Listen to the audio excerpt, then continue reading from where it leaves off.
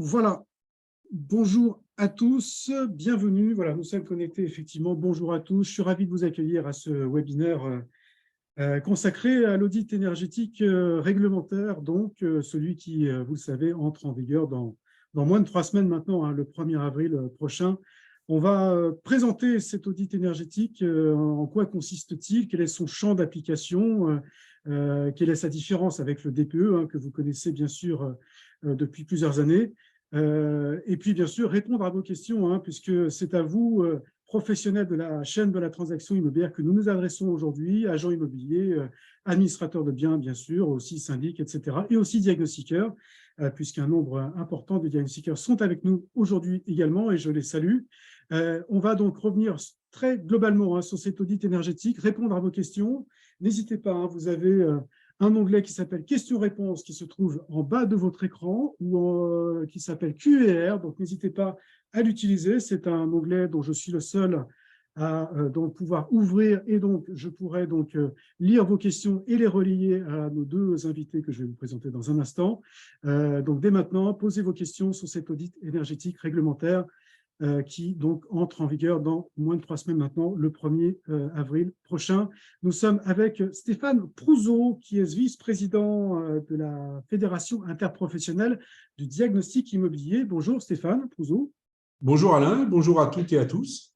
Stéphane Prouzeau, vous êtes aussi président, hein, d'un des principaux réseaux de diagnostic immobilier en France qui s'appelle Agenda Diagnostic. Je pense que la plupart de nos participants le connaissent.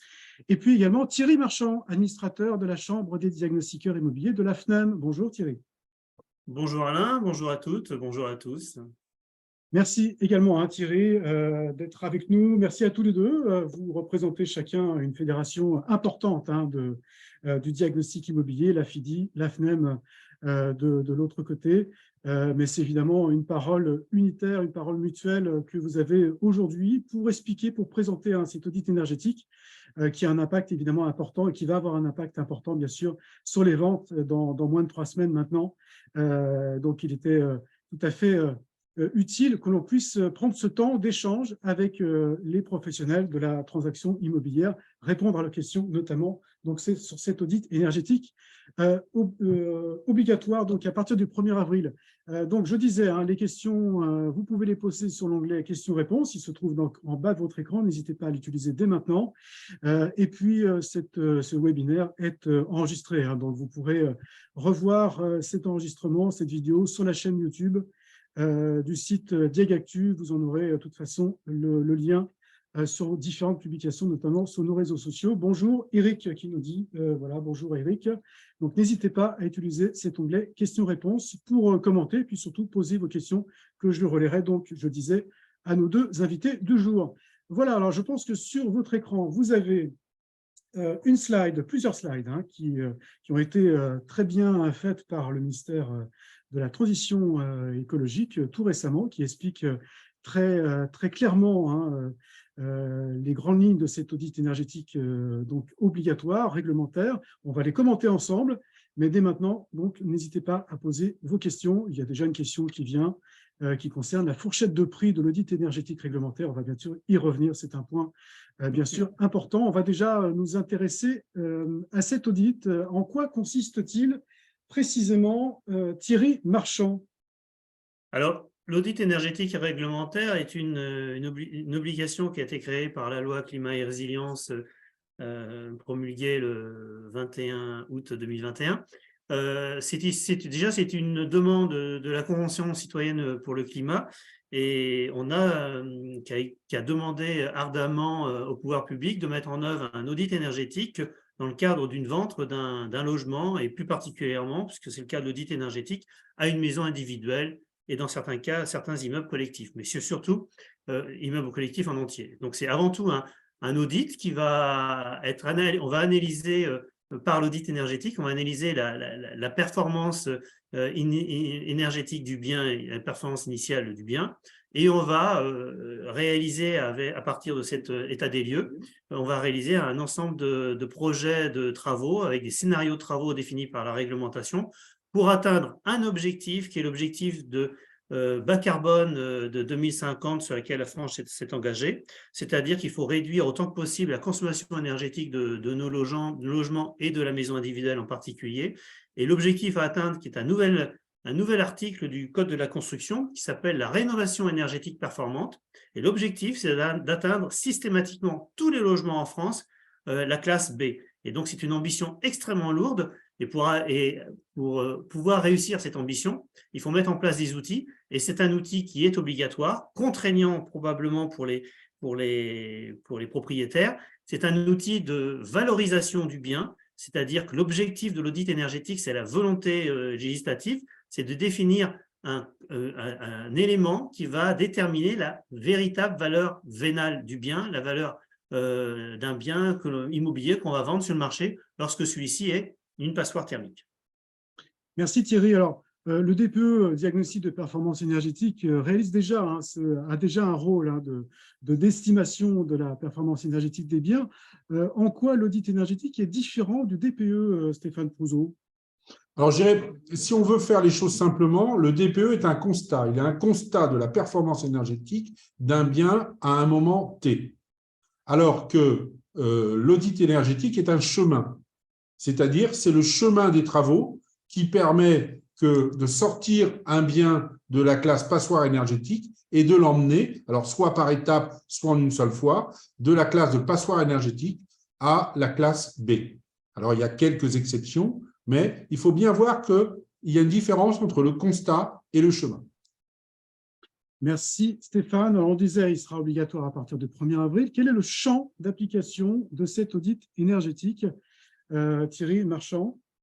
Alors, le champ d'application, l'audit énergétique ne concerne uniquement les maisons individuelles, les maisons d'habitation, et également les immeubles qui sont les immeubles collectifs d'habitation. Donc, c'est bien que ça concerne le logement, hein, ça ne concerne pas le tertiaire, ça ne concerne pas les autres bâtiments, ça concerne seulement le logement et ça concerne surtout le logement en passoire énergétique, passoire thermique, F et G pour l'instant. Mais ce que dit la loi climat et résilience, c'est l'ensemble, un bien à terme devra être classé entre A et C. Et donc, tout ce qui est D, E, F, G devront faire l'objet d'un audit énergétique. À partir du 1er avril 2023, on va s'occuper des F et G, et plus tard, on s'occupera des E, et plus tard, on s'occupera en 2028 les E, et en 2034 les D. Mais déjà, on va s'arrêter au F et G. Donc, immeuble en monopropriété principalement, c'est-à-dire vous avez un logement collectif qui est situé dans un immeuble en monopropriété qui appartient à un seul propriétaire, personne physique, Monsieur Durand, ou personne morale, la SCI Tartampion, mais c'est donc un immeuble en monopropriété. Là, le propriétaire, s'il souhaite vendre son immeuble en entier, devra faire un DPE collectif. Ce DPE collectif va déclencher peut-être une classification F et G. À ce moment-là, il devra faire aussi un audit énergétique, comme la maison d'habitation. Alors, il y a un élément… Excuse-moi, Alain, un élément intéressant dans ce que vient de dire Thierry et de nombreuses questions de professionnels de l'immobilier sur ce point-là. Car il y a un certain nombre de professionnels de l'immobilier qui ont eu des DPE au logement au lieu d'avoir eu le DPE collectif. Et la question est, si jamais j'ai un logement en G, en haut, là, tout en haut, un studio, petite surface en haut de mon immeuble, et que le reste est en D, qu'est-ce que je fais ? Alors, c'est très intéressant ce que dit Thierry, parce qu'il faut un DPE collectif. Pour faire, de toute façon, l'audit, on va partir d'un DPE collectif. Donc, il faut absolument, en réalité, avoir un DPE collectif pour vendre le bien immobilier et partir sur un DPE, sur un audit en monopropriété pour cet immeuble collectif. Voilà. Et puis, deuxième remarque, au niveau des maisons individuelles, que la maison individuelle soit maison individuelle monopropriété ou maison individuelle dans une copropriété horizontale, il y a besoin d'un audit. Très bien. Alors, les appartements, Fouette nous demande justement, les appartements sont-ils concernés? Vous y avez répondu en grande partie déjà, Stéphane, à cette question. Alors, attends, je suis désolé, parce que tout c'est intéressant parce qu'il faut être très précis. Et avec Thierry, on aime cette précision. Donc, après, tu as appartement, bien sûr, il faut bien l'habitation, mais tu peux avoir un immeuble avec un local commercial et un appartement. Donc, dans ces cas-là, il faut aussi un audit. Très bien. Un appartement donc, qui n'a pas forcément d'audit ne peut pas louer. Quelqu'un qui a un appartement classé F et G par le DPE ne peut pas louer. Qu'est-ce qui se passe pour ces appartements-là? Alors, les appartements qui sont classés F et G ne rentrent pas dans le critère de l'audit énergétique, puisque dans le cas des logements collectifs F et G ou d'autres d'ailleurs, là, il y a un ensemble de travaux qui peut être amené par le copropriétaire dans une copropriété, mais il y a également la copropriété qui doit engager un DPE collectif. Donc, il faut les contraintes ne sont pas les mêmes. Là, aujourd'hui, l'audit énergétique ne concerne exclusivement la maison individuelle et l'immeuble en entier. En réalité, ce que l'on dit, ça concerne la carcasse du bâtiment. Donc, ça ne concerne pas les lots de copropriété, ça concerne vraiment la carcasse, donc la maison individuelle ou l'immeuble collectif en entier, si le propriétaire est un seul individu ou une seule personne morale. Ce qui est important à comprendre, c'est que l'objectif de l'audit énergétique, ce qu'a dit très bien Stéphane, c'est que c'est un chemin qui accompagne les travaux pour atteindre la classification B et la neutralité carbone de nos bâtiments à terme. Donc, évidemment, quand on est propriétaire d'une maison individuelle, on a toute la latitude pour engager les travaux si on a l'argent pour. Évidemment, si on n'a pas d'argent, on ne peut pas faire grand-chose, mais si on a l'argent pour, on peut engager les travaux. En tant qu'acquéreur, c'est plus facile quand on achète un bien d'engager des travaux que quand on est vendeur et qu'on n'a pas beaucoup de moyens. Et c'est la même chose pour un immeuble collectif.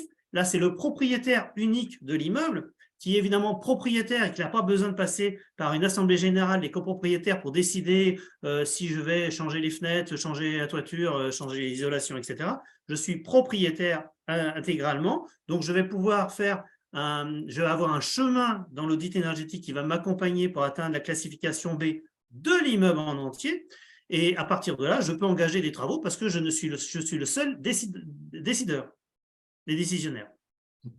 Alors, il y a deux éléments. Il y a quelqu'un là dans les commentaires qui disent une maison horizontale en copropriété, pas d'audit. S'il y a un audit d'une maison en copropriété horizontale, c'est bien marqué dans les textes. Là-dessus, il n'y a aucun problème.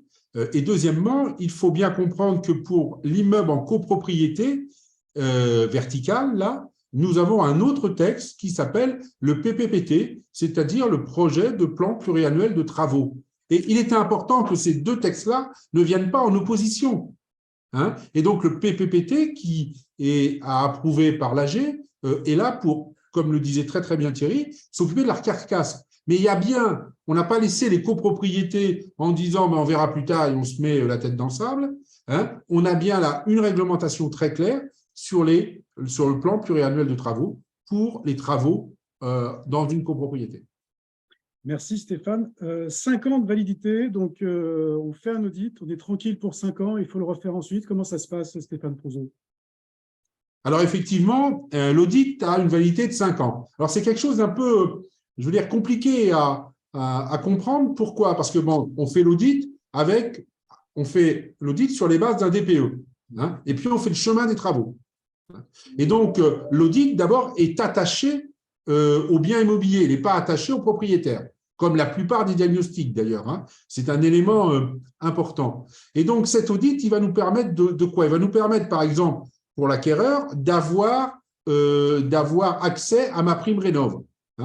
Avec l'audit réglementaire, on peut avoir l'accès à ma prime rénov. Et puis après, s'il y a de nouveau une vente, s'il n'y a pas eu de travaux, par exemple, et qu'il y a de nouveau une vente, il va pouvoir être réutilisé dans une transaction. Mais si jamais il y a eu des travaux, le diagnostiqueur, en contrepartie, bien entendu, d'une rémunération, peut prendre l'audit qui a été réalisé N-3 et puis compléter son audit par les travaux qui seront réalisés. Donc, ce n'est pas inintéressant qu'il y ait cette historique de réalisation des travaux, parce que bien souvent, un historique de réalisation des travaux, on peut mieux comprendre comment évolue la construction d'un bien immobilier. Très bien, merci Stéphane. La question du tarif de cet audit énergétique là, qui va entrer en vigueur dans moins de 3 semaines, à combien sera-t-il vendu donc, par l'auditeur? Est-ce qu'on a une idée, Thierry Marchand? Alors déjà, sur le tarif, il n'y a pas deux biens identiques. Vous pouvez être amené à avoir un bien, une maison d'habitation qui fait 250 mètres carrés, qui est une passoire thermique, qui a une chaudière au fioul qui est très ancienne, située dans un endroit où on est sur une zone climatique qui est impactée très fortement, le centre de la France, l'est de la France, en altitude, et la maison qui va se trouver au bord de la mer, dans le sud de la France, de 100 mètres carrés, qui a été construite à la fin de la guerre, avec une seule nature de mur. Vous avez souvent des bâtiments qui peuvent avoir, là j'ai listé tout à l'heure, un bâtiment où on avait 13 murs différents. Donc évidemment, quand on a 13 murs différents, on ne va pas les isoler, on ne va pas faire un programme, un chemin de travaux identique pour tous les murs. Ça sera chaque mur à déterminer. Donc le temps que l'on va passer va être très important et va être lié principalement à la nature du bien.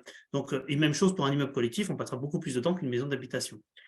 Par contre, ce qui est à prendre en considération, c'est si le DPE a déjà été fait ou pas. Et de toute façon, on ne peut pas déclencher un audit énergétique réglementaire si on n'a pas fait un DPE. Donc, si on a déjà le DPE, le temps qui va rester à faire l'audit énergétique est significatif, mais déjà, il sera lui-même prix indépendant, moins cher que le prix du DPE. Donc, généralement, et en fonction des biens, on va passer entre une demi-journée, voire une journée de travail pour faire un audit énergétique.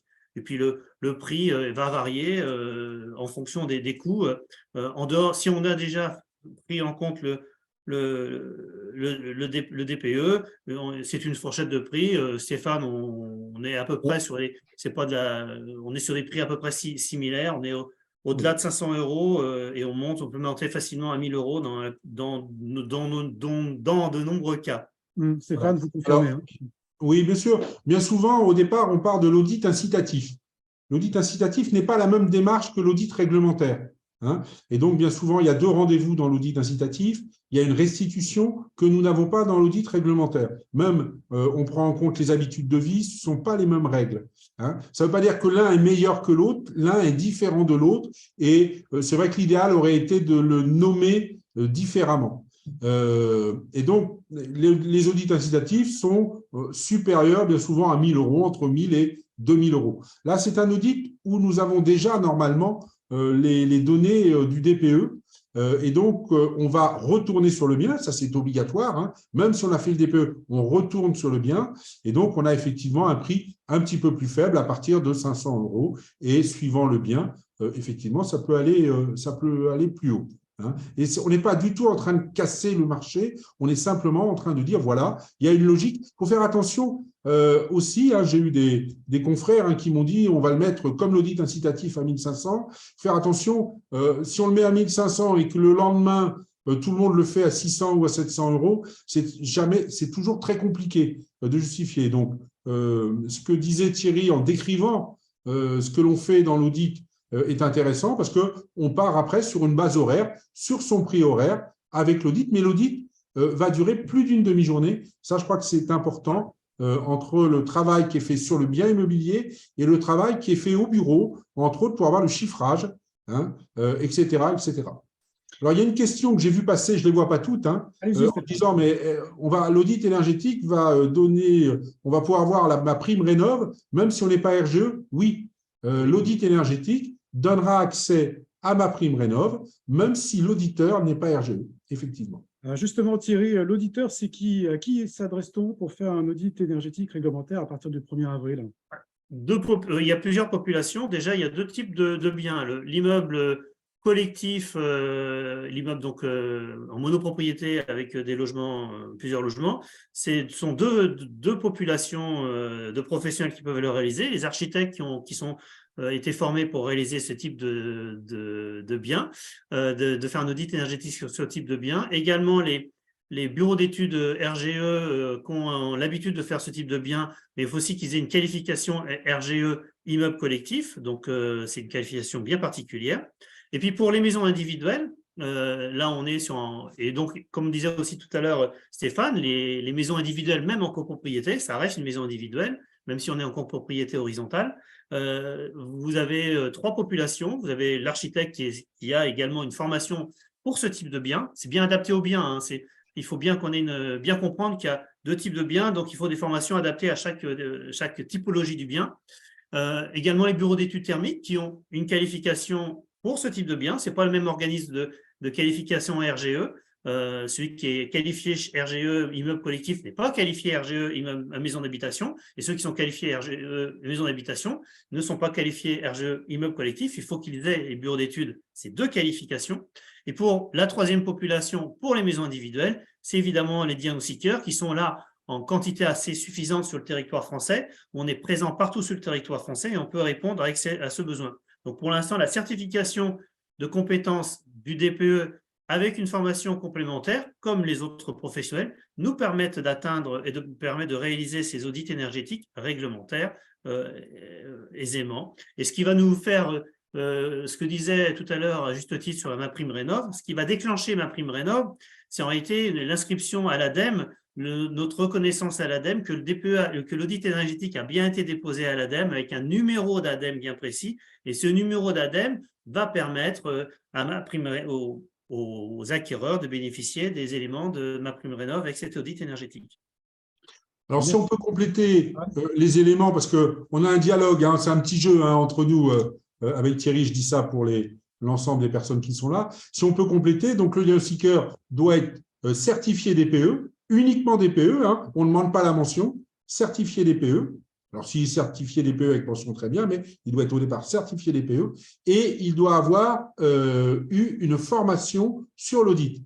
Et cette formation, l'attestation de formation de l'audit, il faut qu'il l'envoie à son certificateur, à celui qui l'a certifié audit. Et il va recevoir le droit de réaliser les audits. C'est extrêmement important. S'il est formé et qu'il n'a pas reçu cette attestation de son certificateur, il ne peut pas réaliser des audits. Hein? Alors, après, il faut qu'il soit assuré audit. Normalement, les principaux assureurs, étant donné que c'est une prestation obligatoire, assurent. Et bien entendu, il faut qu'il l'ait sur son attestation d'assurance, cette mention d'audit. Normalement, ça ne coûte pas plus cher, mais je ne connais pas toutes les assurances, donc je ne pourrais pas être affirmatif à ce niveau-là. Donc, il faut demander à son assureur. Voilà. Et puis, après, il y a une question, puisque j'ai vu aussi passer la question en disant, oui, mais on nous a dit qu'au 1er janvier 2024, la réglementation liée à la certification, entre guillemets, des diagnostiqueurs allait évoluer. C'est exact, ça va évoluer, mais ne vous inquiétez pas, pour les diagnostiqueurs qui nous écoutent, cette évolution ne devrait pas être énorme, je dirais, excusez-moi du terme, extrêmement importante. On va certainement leur demander de présenter 1, 2 ou 3 audits qu'ils ont réalisés et à terme, durant 2024, on aura une mention certainement audit attaché au DPE. Je dis certainement, c'est-à-dire que ce n'est pas encore sûr, la réglementation n'est pas sortie et la DHUP est encore en cours d'étude. Mais voilà, donc ceux qui sont aujourd'hui certifiés DPE, qui sont formés, qui ont demandé l'attestation, en 2024, ça ne devrait pas être la révolution. Bien. Oui, je rappelle que vous êtes tous les deux en lien avec les pouvoirs publics dans la gestation, dans la définition de cet audit énergétique et puis évidemment tout ce contexte réglementaire au niveau des auditeurs, notamment des diagnostiqueurs, évidemment une profession que vous représentez. Une question simple d'ailleurs sur les diagnostiqueurs. Est-ce que les diagnostiqueurs sont prêts là au 1er avril pour réaliser les premiers audits énergétiques réglementaires? Qui veut répondre peut-être? Honnêtement, oui, parce que probablement, le nombre de diagnostiqueurs a déjà été formé est assez significatif. Il y en aura d'autres qui vont arriver dans le temps. Donc, il faut laisser la machine se mettre en route. Par contre, la particularité, c'est que l'audit énergétique réglementaire ne sera pas en quantité réalisée de la même façon sur tout le territoire français. On a des zones qui seront beaucoup plus impactées en logement en passoire thermique que d'autres. Donc, on aura besoin surtout plus de professionnels aguerris dans cette activité dans certaines régions de France et moins dans d'autres. Donc, c'est vrai qu'on sera pas là, on n'a pas d'équité, on a quand même un climat différent et des altitudes différentes et donc on a des besoins de chauffage différents dans nos logements.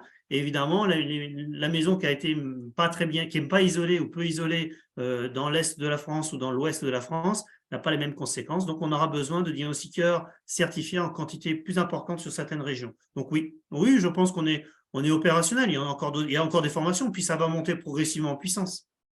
Stéphane, il y a une Le situation- marché de l'audit en maison individuelle, je vais grossir 100 000 maisons en audit la première année. Ouais. Donc, effectivement, entre 1,4 million, 1,1 million, je veux dire, de transactions annuelles et 100 000 maisons, hein, puisque ce sont les maisons qui sont F et G en transactions, etc., etc. Donc, ça diminue. Donc, voilà le nombre d'audits, si on va dire 10 000 par mois à peu près. Nombre d'audits à réaliser. C'est peut-être un peu plus, mais on est dans cet ordre-là. Alors, bien entendu, à Lyon, à Paris, à Marseille, dans le centre, Marseille un peu moins, mais il y a des villes où il n'y a pas besoin d'audit. Hein, et les diagnostiqueurs à Paris, voilà, il vaut mieux qu'ils se forment au PPPT qu'à l'audit, hein, très clairement. Et puis, donc, il y a des régions où il y a besoin. Donc, on fera moins d'audits, mais c'est passionnant parce qu'on est passé du constat quelque part au conseil. Et c'est réellement une démarche passionnante. Bien sûr qu'il va falloir s'investir pour bien comprendre, mais une démarche passionnante pour le diagnostiqueur pour aller plus loin dans son métier de diagnostic. Merci Stéphane. Question plus précise sur le champ d'application. On nous demande si le propriétaire unique ne souhaite vendre qu'une partie des logements de son bâtiment, doit-il faire l'audit? S'il souhaite vendre qu'une partie de son bâtiment, il sera obligé de faire une copropriété. Il n'y a pas d'autre solution. Il est obligé de se séparer ou alors faire venir un géomètre et faire une séparation en volume. D'un côté, on garde bien, de l'autre côté, il vend. Donc, de toute façon, là, il y a s'il vend une partie de l'eau et le troisième étage et il garde le premier et le deuxième, il sera obligé de faire une copropriété d'ailleurs.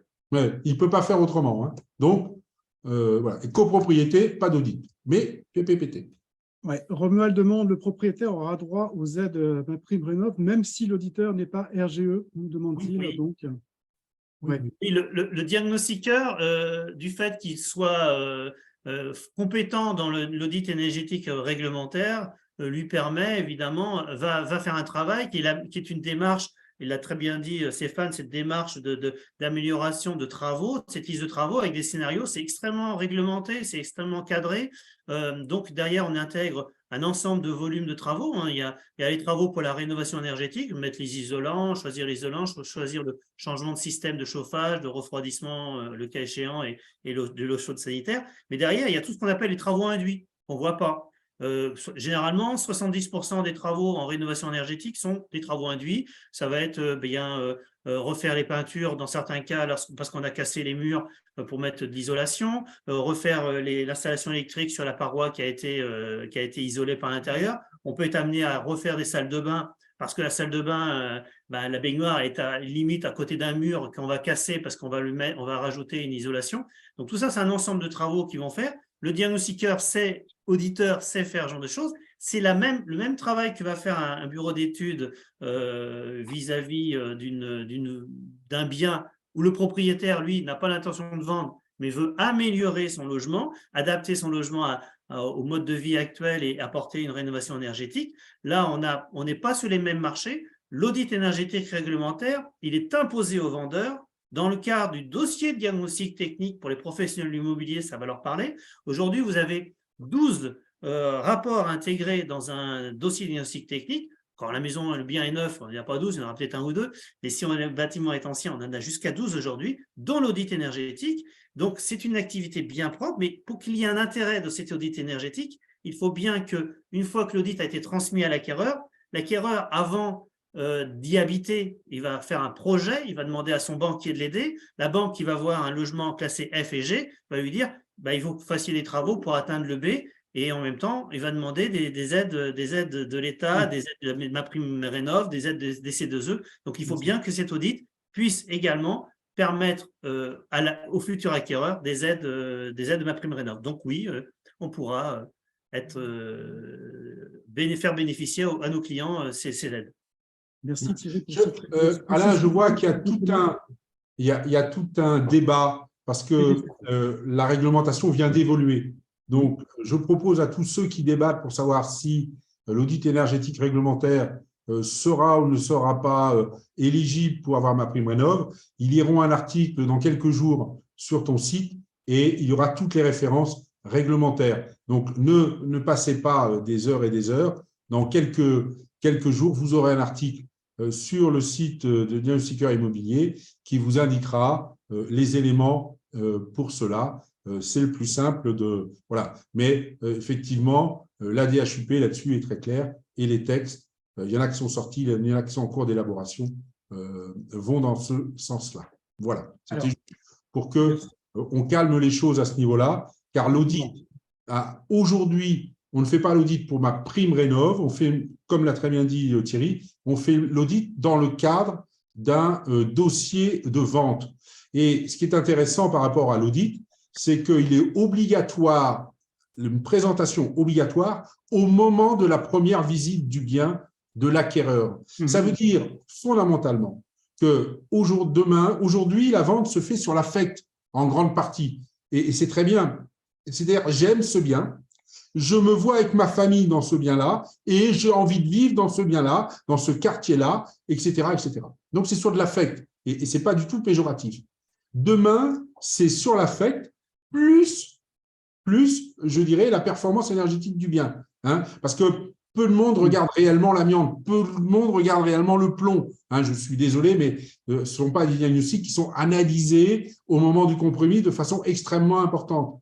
Et là, on lui donne tout de suite au moment de la vente, donc il va falloir que les professionnels de l'immobilier s'organisent, et puis les propriétaires s'organisent pour avoir le diagnostic tout de suite au moment du mandat, et puis ils présentent ça à l'acquéreur, pour que l'acquéreur puisse dire, bien sûr qu'il y a de l'affect, mais il y a aussi du raisonnement lié à la performance et lié aux travaux que je vais pouvoir entreprendre. Et derrière, on a les banques. Et les banques disent, eh bien, on va vous financer le bien, mais on veut savoir quels sont les travaux qu'il faut réaliser pour sortir de la classe énergétique, surtout si vous êtes un futur bailleur en puissance. Vous voyez, tout ça, ça a une logique quand même, hein, et c'est intéressant parce que demain, le diagnostiqueur, c'est aussi une image un peu différente que nous allons avoir par rapport aux professionnels de l'immobilier, par rapport aux propriétaires. C'est un élément qu'il faut bien intégrer. Merci Stéphane. Une question justement sur le diagnostiqueur. Un diagnostiqueur, c'est Mariette qui demande, un diagnostiqueur ayant fait le DPE peut faire l'audit en suivant. N'y a-t-il pas un problème d'impartialité? Non. Oui, il y a aucun problème, c'est normal. Et on n'a pas à se dire, mais on est juge et partie, mais pas du tout. On est juge et juge. On est un tiers par rapport au vendeur et à l'acquéreur. On n'a aucun complexe à avoir parce qu'on fait un DPE et après on fait un audit.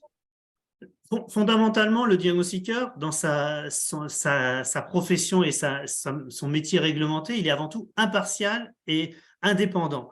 Indépendant de l'acte, impartial dans l'acte, au regard du propriétaire, au regard des acteurs de l'immobilier, au regard des entreprises de travaux. Donc, de toute façon, personne va aujourd'hui, on peut faire l'analogie avec l'amiante, quelqu'un qui fait un diagnostic amiante avant vente, puis qu'on le rappelle quelques temps plus tard pour faire un diagnostic amiante avant travaux, parce qu'il y a des travaux qui vont être faits, en quoi il serait légitime ou moins légitime? Ça n'a rien à voir. Le DPE, de toute façon, on ne va pas faire des DPE passoires thermiques pour vendre de l'audit énergétique. Ça n'a aucun sens, puisque de toute façon, l'audit énergétique doit répondre scrupuleusement à des règles très strictes d'état initial et d'état projeté du bien, avec un parcours de travaux et surtout ce que doit comprendre nos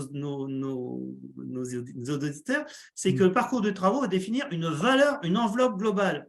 C'est avant tout cette enveloppe globale de chiffré qui va donner une incidence économique sur la valeur finale du bien. On pourrait même appeler quelque part une valeur hypothécaire pour l'acquéreur qui va acheter un bien. Il va acheter un bien 100, il va trouver qu'il y a peut-être 50 60 000 euros de travaux dans le logement. Est-ce qu'il est en capacité de financer toute cette enveloppe? C'est ça l'audit énergétique pour le vendeur. Après, une fois qu'on est à l'acquéreur, aura une autre approche et un autre usage de l'audit. Mais l'audit énergétique est un outil d'identification du coût de la rénovation énergétique pour un train de la classe B. Merci Thierry Marchand. Beaucoup de questions. On ne pourra malheureusement pas toutes les prendre, mais Jérémy disait, quelle est la différence entre le DPE collectif et un audit énergétique réglementaire? Qui veut répondre? Je veux bien répondre. Ça n'a rien à voir. Un DPE collectif, c'est dans un immeuble en copropriété Et en monopropriété, c'est une enveloppe globale. On va faire là ce qu'avait dit tout à l'heure Stéphane. C'est un constat à l'instant T de l'immeuble en entier. Et c'est après, dans le cas de l'immeuble en monopropriété, si l'audit énergétique est obligatoire, eh bien, on va avoir une liste de travaux. On va chiffrer précisément les travaux. Le DPE, il n'est pas là pour chiffrer les travaux. Il va donner une indication de ce qu'il faudrait faire pour atteindre la classe E, sortir de passoire thermique, et la classe B, la tendance idéale. L'audit énergétique, lui, c'est la même chose. Il va avoir un scénario pour classer, sortir en E, mais avec toute une liste de travaux détaillée et tous les travaux induits pour accéder à cette classification énergétique E. Mais également, on a des contraintes techniques. On peut avoir des contraintes architecturales, on peut avoir des contraintes techniques, c'est-à-dire qu'on a des murs qu'on ne peut pas isoler. Ça arrive. Il y a des murs qu'on ne peut pas isoler. Eh bien, on va préciser dans l'audit énergétique que ce mur-là, le mur nord, ne peut pas être isolé pour des raisons de caractéristiques techniques du matériau, des matériaux qui sont humides et qui resteront humides parce que c'est un effet technique bien particulier. Donc, c'est quand même beaucoup plus complexe à mettre en œuvre un audit énergétique parce que là, on va s'exonérer dans l'audit d'isolation de certains endroits et également vérifier que les règles d'urbanisme peuvent être appliquées. Est-ce que je peux isoler par l'extérieur? Je peux avoir un PLU qui va m'interdire d'isoler sur l'extérieur. Donc, il faut faire qu'on aille chercher le PLU. Il y a toutes ces règles-là à mettre dans un audit énergétique. C'est extrêmement plus complexe qu'un simple DPE qui donne un constat à l'instant T. Merci Thierry. Voilà. Et j'ai vu une question passer en disant, est-ce que je peux utiliser le DPE d'un autre, avec le numéro ADEME, etc.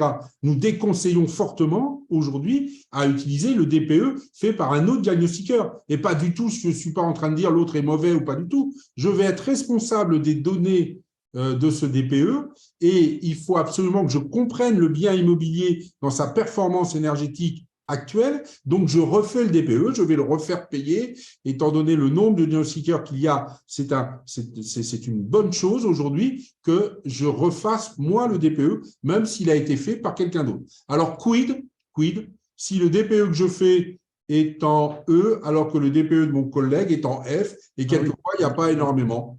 Eh bien, je dis à mon propriétaire, je suis désolé, il est en E, et donc, je peux faire, bien sûr, l'audit, mais il n'est pas obligatoire pour la transaction actuelle. Et je pense que votre propriétaire sera content de cette nouvelle aussi. Voilà, c'est vrai qu'il y a des risques à ce niveau-là, mais nous déconseillons aussi bien pour l'audit que pour le PPPT, parce que dans le PPPT, il faut qu'il y ait un DPE collectif, je dirais sur la base du PPPT, il faut que ce soit vous qui ayez réalisé ce DPE. Merci Stéphane Prouzot. Une question qui va vous permettre tous les deux peut-être de préciser les modalités d'application au 1er avril de cet audit énergétique. C'est Julien qui demande un DPE réalisé en janvier 2023 pour un bien noté F dont sa vente est signée en avril 2023. L'audit doit-il être réalisé? Oui. Alors, est-ce que c'est la vente ou le compromis de vente? Ah, c'est pas précisé. Mais on va justement peut-être préciser. On va faire les deux cas. Voilà, exactement. Donc, si c'est la vente, c'est-à-dire que la promesse de vente a pu être signée avant, et donc si la promesse de vente, si c'est une promesse de vente unilatérale, c'est-à-dire qu'on engage principalement uniquement le propriétaire, le vendeur, pardon, et non pas l'acquéreur, et si la promesse de vente, cette promesse de vente unilatérale aura lieu après le 1er avril, l'audit énergétique devra être réalisé.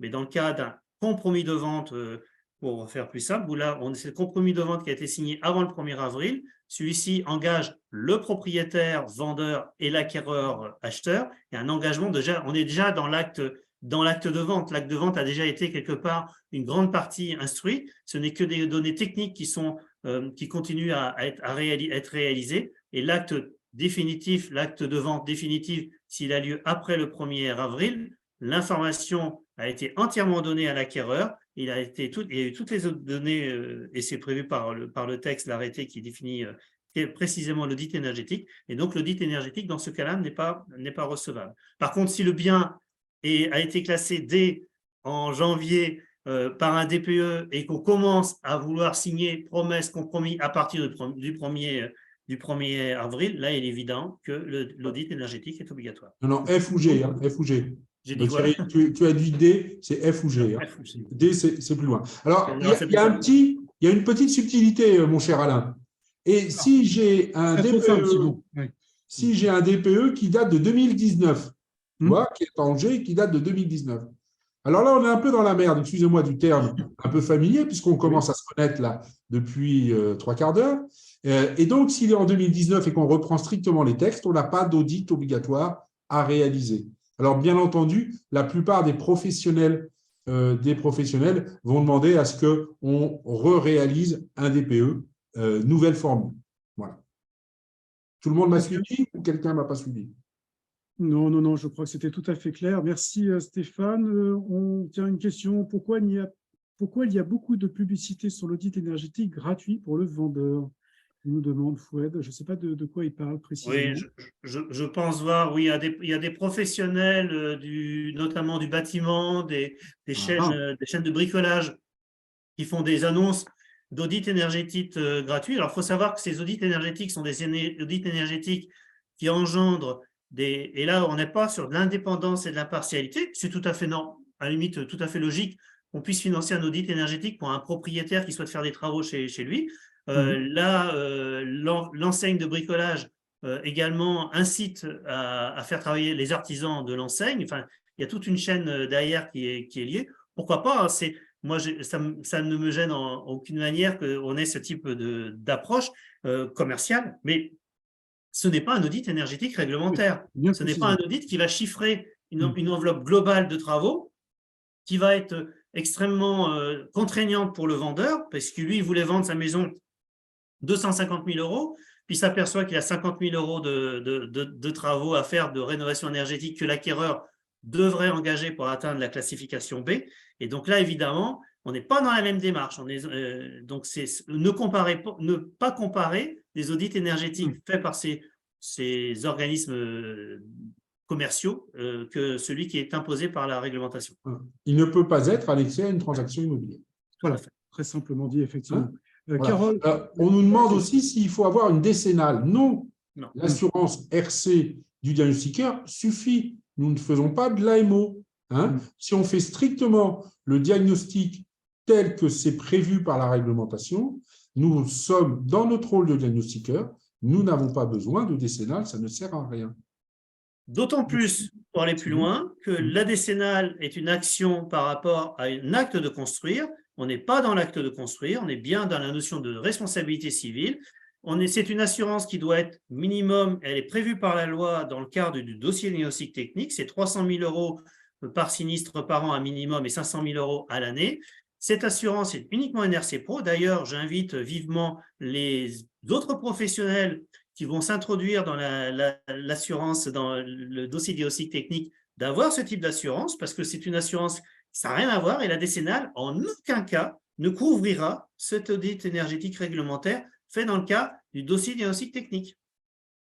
Merci. Thierry Marchand. Carole, il y a plusieurs travaux, il y a plusieurs questions sur le coût des travaux. Excuse-moi, Alain. Oui, vas-y, allez-y. Je trouve intéressant, et sur l'outil. C'est une vraie question. Et l'opposabilité. Donc, on a le coût des travaux, comment on fait ces coûts, est-ce que c'est opposable, etc. etc.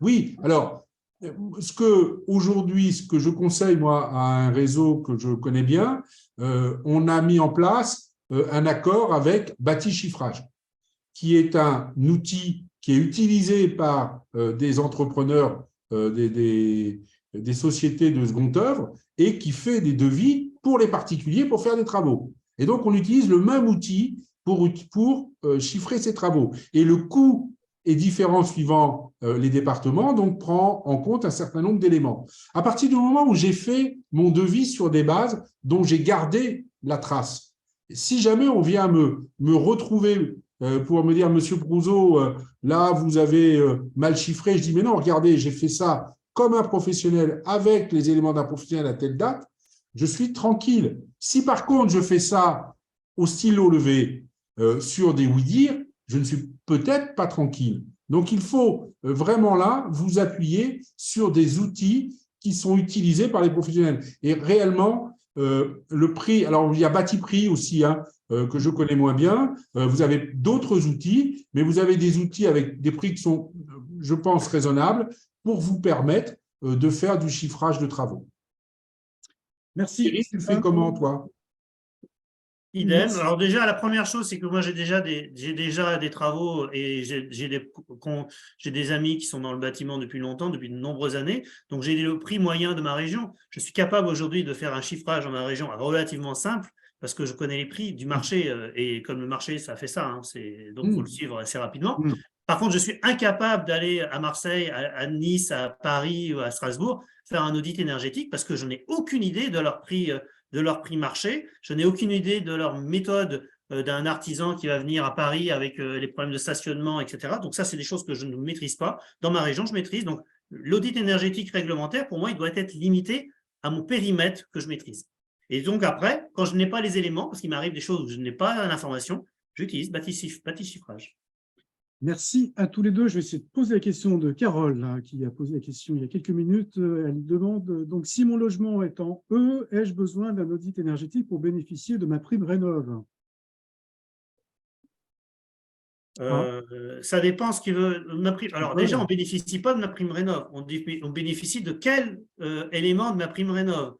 Donc, dans ma prime Rénov', on a déjà ce qu'on appelle ma prime Rénov' sortie de passoire thermique. Ben là, on n'est pas en passoire thermique, donc on ne peut pas bénéficier de ma prime Rénov' passoire thermique. On a ma prime Rénov' sérénité. On a d'autres types d'autres éléments. C'est lié en fonction de la situation fiscale de la personne qui est propriétaire du bien. C'est aussi pour ça qu'un audit énergétique vendeur réglementaire pour le vendeur est compliqué parce qu'on ne connaît pas le profil du futur acheteur puisqu'on doit le faire avant la mise en vente. Donc, on ne peut pas savoir qui va l'acheter. Donc, c'est vrai que c'est assez complexe à mettre en œuvre. Et ma prime Rénov', je vous rappelle, c'est un outil absolument extraordinaire, mais adapté aux besoins et en fonction des revenus, des ressources des personnes. Donc, c'est cas par cas, il faut étudier cas par cas. Merci Thierry Marchand. Une question de Johan. Sur la dérogation pour les coûts de travaux de plus de 50% de la valeur vénale, pouvez-vous préciser cette dérogation? Qui peut en parler? Thierry, peut-être. Alors, excuse-moi, déjà, ce n'est pas une dérogation. Je vois partout les gens parler de dérogation. C'est quelque chose qui n'existe pas. Trouvez-moi un texte qui vous précise que c'est une dérogation, vous ne le trouverez pas. Ça s'appelle une exception. Ce n'est pas la même chose. C'est-à-dire que la subtilité, c'est qu'effectivement, et c'est pour ça qu'on doit réaliser l'audit énergétique réglementaire avant la mise en vente, avant d'aller livrer, de mettre le bien en vente, c'est qu'on doit, nous, on ne connaît pas la valeur vénale d'un bien et ce n'est pas notre job en tant que professionnel, qu'on soit bureau d'études thermiques ou diagnostiqueur, d'évaluer la valeur d'un bien. C'est un professionnel immobilier qui doit le faire, agent immobilier, notaire, il n'y a que lui. Donc nous, on va chiffrer dans un audit énergétique la valeur globale des travaux engagés. L'agent immobilier va venir ensuite chiffrer la valeur estimative de la vente du bien. Et s'il s'avère que le coût des travaux est supérieur à 50%, le problème, c'est qu'effectivement, on a une exception d'exigence d'atteindre la classification B, parce que l'objectif, c'est d'atteindre le B au plus tard 2040 et pour la neutralité carbone en 2050. Donc, pour atteindre cet objectif, il faut faire des travaux. Là, on a une exception parce que c'est surtout dans des régions, dans la région, dans le centre de la France, il y a des endroits où les maisons, ça vaut 30-40 000 euros. Et rien que faire des travaux, déjà, c'est le prix de la maison. Donc, on est sur des réalités économiques extrêmement difficiles dans le bâtiment et c'est vrai que ça peut être un peu compliqué. C'est pour cette raison que ces 50%, on va avoir cette exception à la rénovation énergétique, mais pour l'acquéreur, uniquement pour l'acquéreur. Et faut-il encore que la banque accepte de financer un bien qui sera qui va se limiter en classe E, parce que l'exception, ça sera la classe E. Mais c'est pas, et d'ailleurs, ça n'enlève pas l'obligation de l'audit, pas du tout. Tout à fait. Il faut faire l'audit, mais effectivement, on peut s'arrêter en classe E si on est à Angers, etc. après. Et il y a une deuxième exception, c'est si le logement est soumis à des contraintes architecturales et patrimoniales. Et donc, pour atteindre ce niveau-là. Mais là, on attend encore un décret qui doit sortir pour avoir les critères précis. Très bien. Aurélien demande, toujours sur cette partie transaction, l'audit énergétique pour une signature d'acte authentique en avril ouvre-t-il le droit à un nouveau délai de rétractation et SRU pour l'acquéreur? De choses l'une, soit le compromis a été signé, et dans ces cas-là, si ça a été signé, ce qui est là, dans la plupart des cas, un compromis ou une promesse synalagmatique, il n'y a pas obligation de l'audit. Donc, dans ces cas-là, puisqu'il n'y a pas obligation de l'audit, on n'ouvre pas droit à ces 10 jours. Soit c'est une promesse de vente unilatérale, comme le disait Thierry, et si c'est une promesse de vente unilatérale, il faut que l'audit, et effectivement, Thierry, tu m'interromps, il y a de nouveau, je dirais 10 jours, mais la vente n'est pas faite.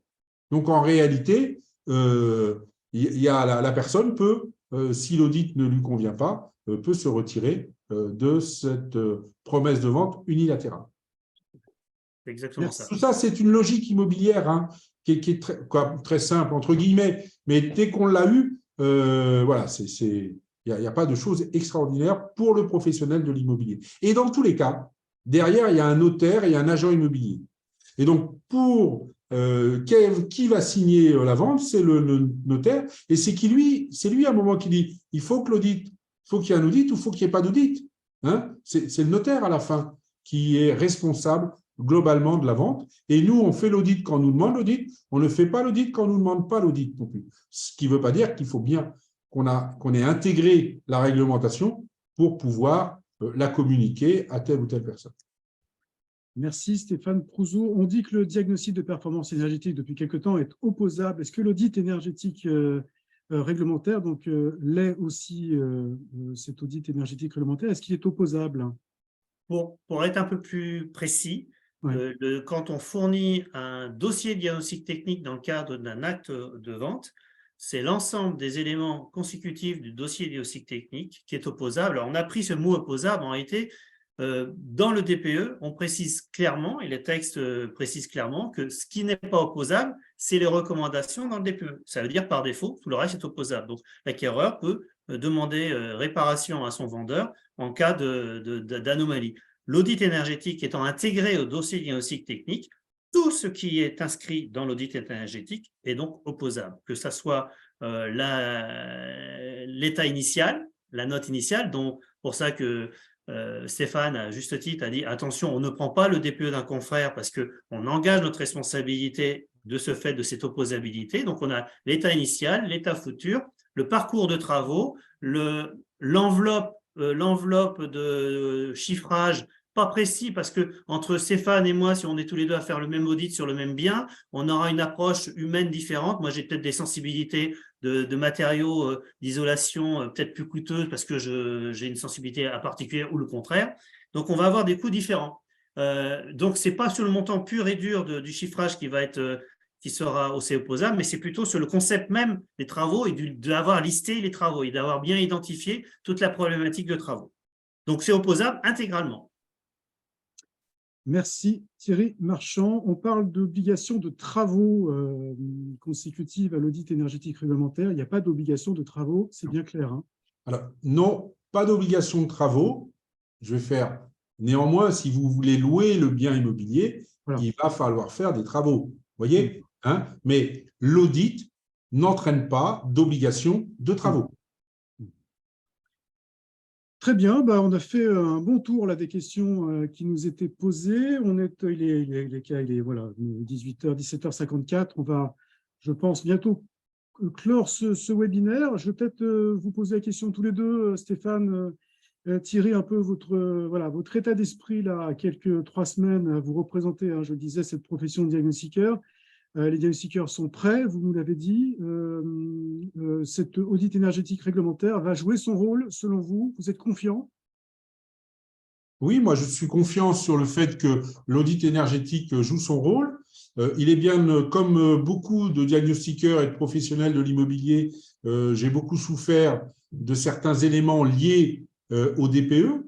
Et donc, nous avons pris la profession de diagnostiqueur injustement pour certains éléments, justement pour d'autres éléments. Nous avons pris un certain nombre de claques, excusez-moi du terme un peu familier.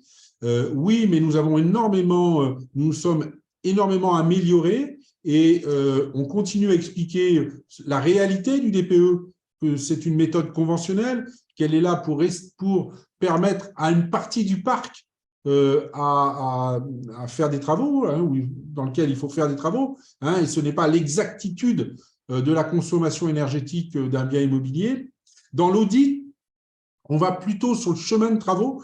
Et là, sur ce chemin, on va être beaucoup plus proche du bien immobilier, je dirais, en tant que tel, que sur le DPE. Donc, je pense que, voilà, c'est une mission sur la maison individuelle qui est vraiment à notre portée. Je pense que 2, ça va nous permettre aussi de nous améliorer sur le DPE. Je ne dis pas qu'on n'est pas bon, je dis qu'on est toujours en phase d'amélioration aussi sur le DPE.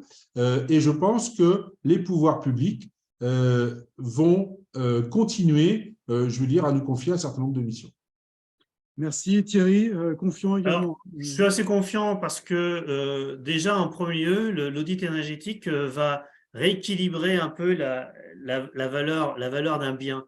Je dirais aujourd'hui, on est parti dans une notion qu'on appelle la rénovation énergétique.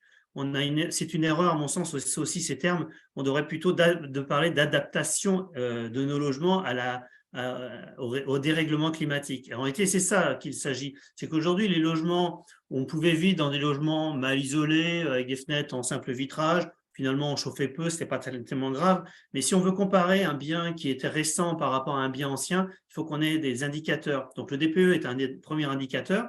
Et vraiment, quand on est dans une situation où on a un bien qui est complètement en passoire thermique, il faut pouvoir avoir des outils qui nous permettent d'identifier pour que l'acquéreur puisse légitimement voir quelle est la valeur véritable des travaux engagés, avoir un maître témoin.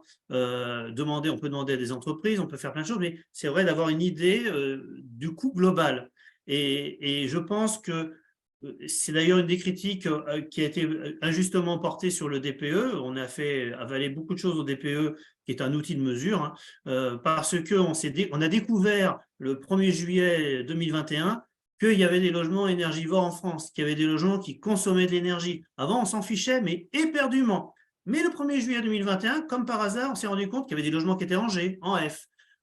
Et donc, on avait un besoin de rénovation énergétique absolument incroyable, nécessaire pour lutter contre le dérèglement climatique. Donc, je pense que c'est un outil indispensable.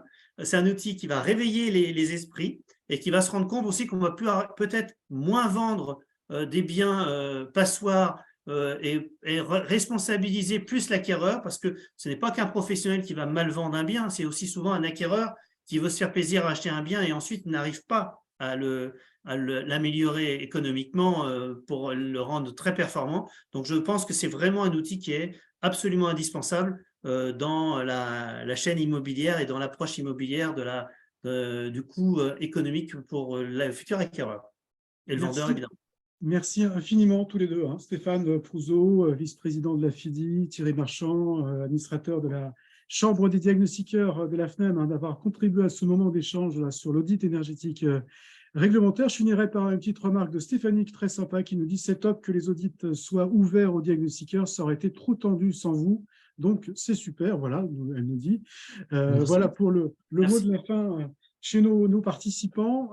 Merci à tous les deux infiniment pour vos réponses très claires. Je pense que beaucoup de participants ont eu leurs réponses. Je salue les diagnostiqueurs qui étaient avec nous, qui avaient peut-être des réponses des questions un peu plus techniques, auxquelles on donnera, nous, des réponses justement lors du salon du diagnostic immobilier, salon des diagnostiqueurs, qui aura lieu à Paris le 30 mars prochain, Paris Parc Floral de Vincennes. Donc, on parlera justement encore avec Stéphane Prouzeau et Thierry Marchand, notamment lors d'une table ronde importante dans l'après-midi de cet audit énergétique réglementaire, là vraiment au sein de la profession et avec tous les débats qui s'instaurent au sein de cette profession de diagnostiqueur. Il y aura également un atelier aussi technique qui contribuera, comme le disait Stéphane, à cette montée en compétences des diagnostiqueurs qui est en cours sur cet audit énergétique et réglementaire également.